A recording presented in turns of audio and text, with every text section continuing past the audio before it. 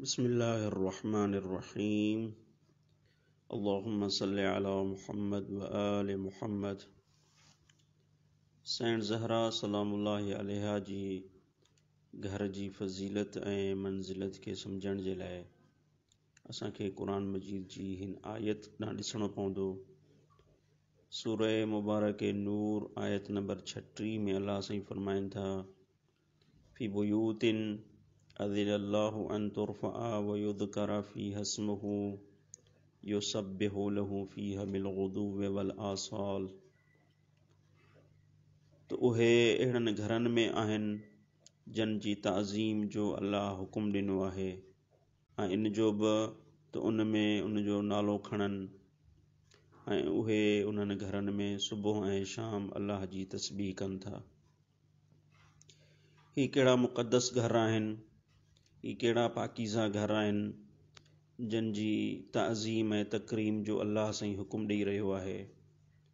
पंजे इमाम खां रिवायत आहे, मौला फरमाइनि था, हे बुयूतुल अंबिया, ही नबियनि जा घर आहिनि जिन खे एॾो मान ऐं मर्तबो मिलियल आहे, जिन जी ताज़ीम ऐं बुलंदी जो अल्लाह साईं हुकुम ॾिए थो। त इमाम वधीक फरमाइनि था त बैतु अलीइन मिनहा, ऐं इमाम अली अलैहिस्सलाम जो घर यानी जनाब ज़हरा सलामुल्लाह अलैहा जो घर बि नबियनि जे घरनि मंझां आहे। त उहा फ़ज़ीलत, उहो मक़ाम, ही आयत जेको नबियनि जे घरनि जे लाइ बयानु कयो आहे, उहो फ़ज़ीलत ऐं उहो ई मक़ाम इमाम अली अलैहिस्सलाम ऐं जनाब फ़ातिमा ज़हरा सलामुल्लाह अलैहा जे घर जे लाइ बि आहे। अनस ऐं बुरैदा खां रिवायत आहे त रसूलुल्लाह खां कंहिं माण्हू हिन आयत जे बारे में सवाल कयो त या रसूल अल्लाह, ही कहिड़ा घर आहिनि?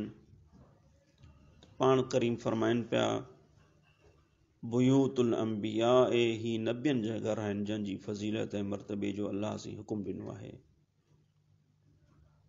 तो उते हज़रत अबू बकर उथिया ऐं पुछऊं, या रसूल अल्लाह, छा अली ऐं ज़हरा जो घर बि उन्हनि घरनि मां आहे? संदन गुमान हो त जेका फ़ज़ीलत नबियनि जे घरनि खे आहे, उहा फ़ज़ीलत ऐं उहो मर्तबो ऐं मक़ाम अली ऐं फ़ातिमा जे घर खे हासिल न आहे। लेकिन जॾहिं ही पैगम्बर जो जवाबु ॿुधाई त अचरज में पइजी वियो। पैगम्बर फरमाइनि था, क़ाल नअम मिन अफ़ादिलिहा। पैगम्बर फरमाइनि था, हा, जनाब फ़ातिमा ऐं जनाब अली अलैहिस्सलाम जो घर बि उन्हनि घरनि मंझां आहे, बल्कि ही उन्हनि घरनि मां अफ़ज़ल घर आहे ऐं ही घर मान ऐं मर्तबे जे लिहाज़ खां उन्हनि घरनि खां वधीक आहे। अल्लाहुम्मा सल्लि अला मुहम्मद व आलि मुहम्मद।